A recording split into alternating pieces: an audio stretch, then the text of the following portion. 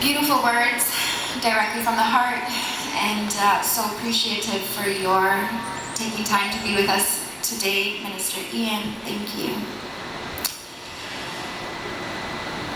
Breathe, like our elders reminded us, is always important to take a breath and ground ourselves. As a very important topic Marcy touched on is mental health. And as a health promoter in my job right now, I'm doing a lot of work around anti-Black racism and holding space for Black colleagues to be together in affinity spaces and to learn how to be well in spaces when we're struggling. But I do want to just take a moment to shout out to some of the community partners that have come together as part of our gathering here today. They do have mental health services, so if you are in need or you know someone who is in need, please check out the tables to the left of the stage. We have some great organizations across boundaries, the Harriet Tubman Community Organization and the Black Coalition for AIDS Prevention, who are here and represented. So again, if there are any services that you need or need to get connected to, please take some time and go see them there. We also want to say a big thank you to Stride for providing community services for children. There's some chalk and games for any of the little ones who are still with us if you'd like to check that out.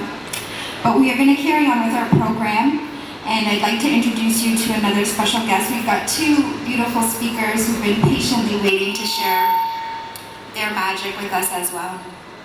So next up is Dr. Akua Benjamin. She's been engaged in activism, academia, and community work for over 30 years. A leader within the groundbreaking Black Action Defense Committee, Akua has been central to the resistance movements challenging anti-Black racism in Canadian policies, practices, and institutions. Committed to building coalitions to agitate for systemic change, Akua has also held leadership roles within the National Action Committee on the Status of Women, the Congress of Black Women, as well as the Organization of Parents and Black Children. Dr. Akua was the first Black director of X University and has played an essential role in cultivating X University of social work, anti-oppressive, social justice, and social transformation lens. I think they have a new name now, so I apologize, but I'm not going to use the former. Please give a warm welcome to Dr. Akua Benjamin.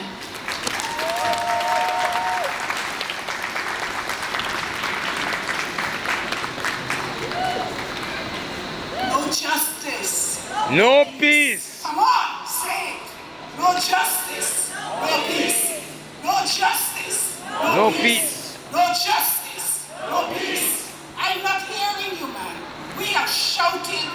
We have screamed here at City Hall before. We have walked these streets of Toronto, shouting, yelling, no justice. No peace. Come on. No justice. No peace. No justice. No peace. No justice. No peace. No justice. No peace. No justice. No peace. No justice. No peace. No justice. No peace. No justice. No peace. That has been a battle cry. That has been the battle cry of Black people living in this city and in this country from eons ago. A few weeks ago, just about a week ago, my brother Ronaldo Walker held a forum again to talk about, quote-unquote, the Yonge Street riot. Remember that? Yes, yeah. Yonge Street riot. I see many faces in the crowd here who were part and parcel of that quote-unquote Yonge Street riot. I want people to know that we've never rioted. We have never rioted. We have walked the streets. We have held up banners. We have met with politicians. We have done everything, I think, in the last 30, 40 years in this city, talking about an end to anti-Black racism. An end to anti-Black racism. Yet today, here we are. Here we are. Here we are. I want to begin my message of solidarity and support with a strong emphasis that our solidarity and support is an inheritance of resistance. Not just a lone wolf racist that we come out to engage in this kind of forum, but it is an act of resistance. I talk about resistance is in our DNA. You are not here simply because when you arrived here. No, you are a part of a movement of resistance that brought you to this place, to this country, to be standing here. And I think one of the lessons that we have to pass on, always, is that resistance is in our DNA. Every single human being has resistance in their DNA. Doesn't have to be black, but for us as black people, we call attention to that resistance. It is what has made us survive. It is what has left us here time and time again, facing down governments, challenging institutions. Resistance. Resistance. Resistance. The demonstrations are one part, but you also have what is called everyday resistance. Every day you are faced with exclusionary kinds of behaviors. Every day you are not part of the body politic in its full rightful way. You are resisting. You are resistance. So we come here today because we see the violence in the form of shooting and killings of innocent black lives across our borders. They seem to be becoming an everyday occurrence, becoming part and parcel of the lives of blacks in the USA, right? And sometimes we think that this is just episodic in Canada.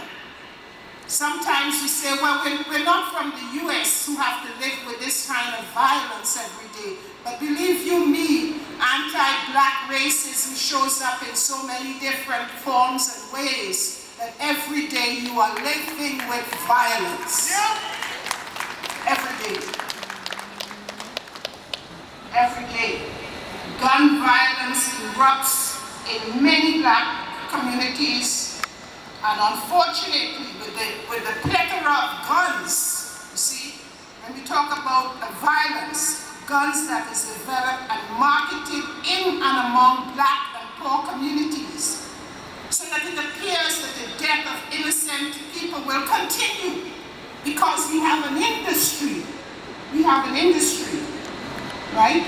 Who ultimately benefits is the question we should ask from this harbinger of death. It is the manufacturers of this weapon. And I remember having meetings right here in City Hall, when the guns were dripping from our communities to the north.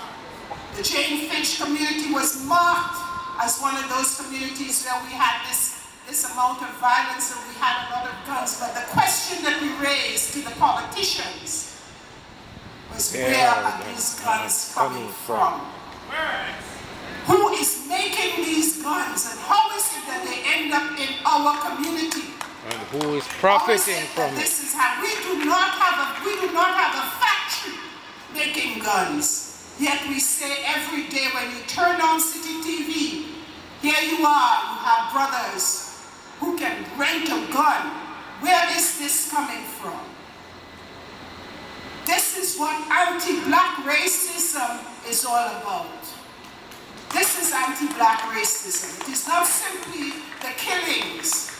It is not simply when somebody goes shopping, a black person, a family, and gets wiped out. Yes, that is heinous. But every day we live with anti-black racism. Who ultimately benefits from this harbinger of death? I question.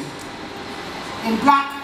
And this guns is not just in the black community here, it is also in communities across the world. In the Caribbean, Imagine the Caribbean and Africa, guns and violence have become commonplace.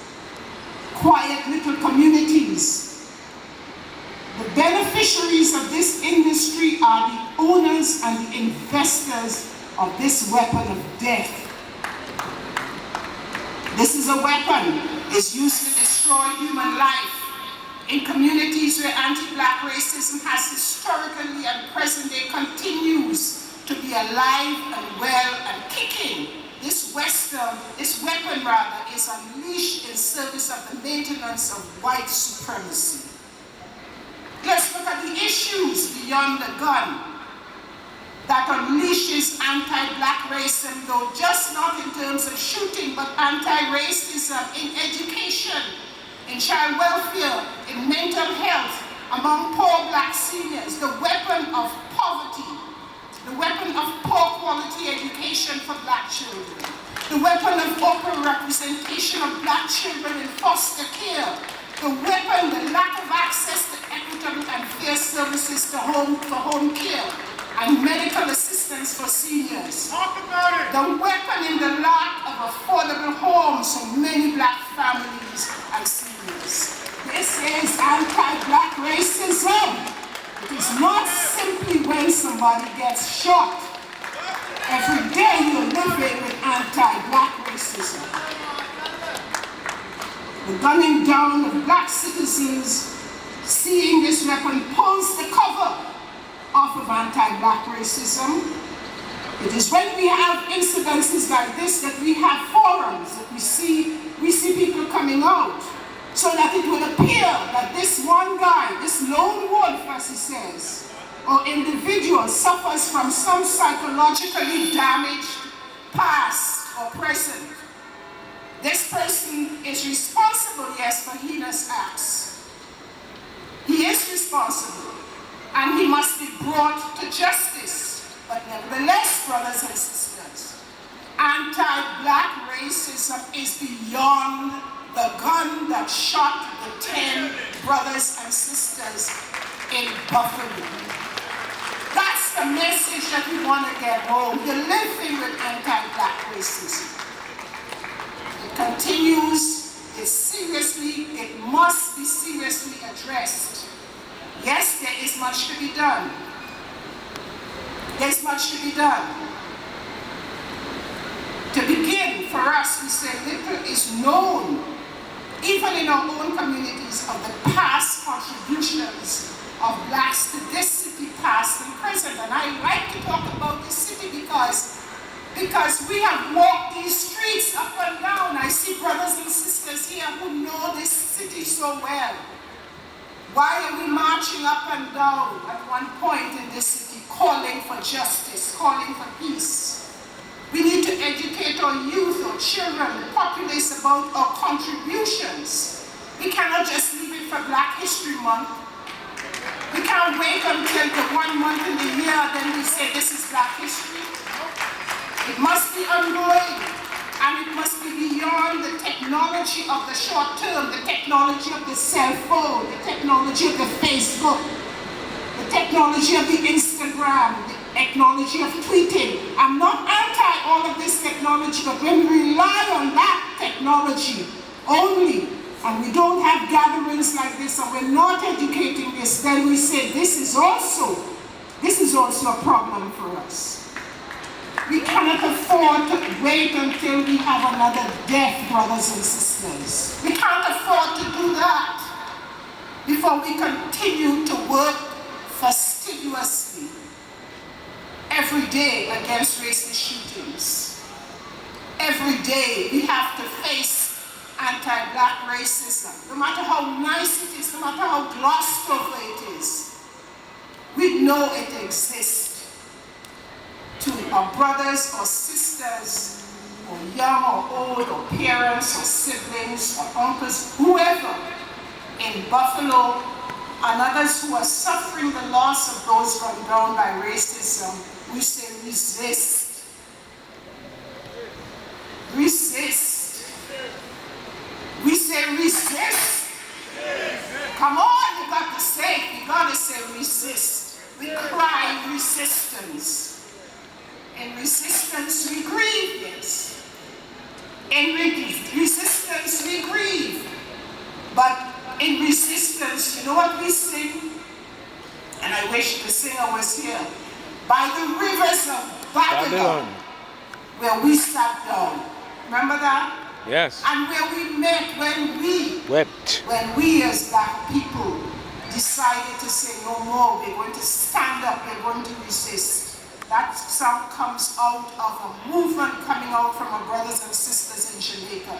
By the rivers of Babylon, where we sat down, and where we sang, when we remember Zion. But remember, nevertheless away captivity require from us a song. And when can we sing the Lord's song in a strange land? So let the words of our mouth and the meditation of our hearts be acceptable in thy sight, O Christ. Thank you, brothers and sisters.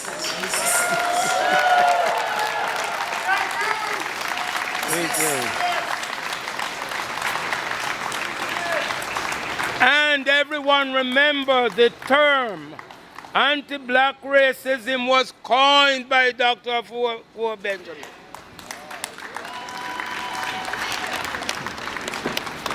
For our edification, this gentleman, lovely gentleman, wants to make sure everybody knows who coined the term anti-black racism.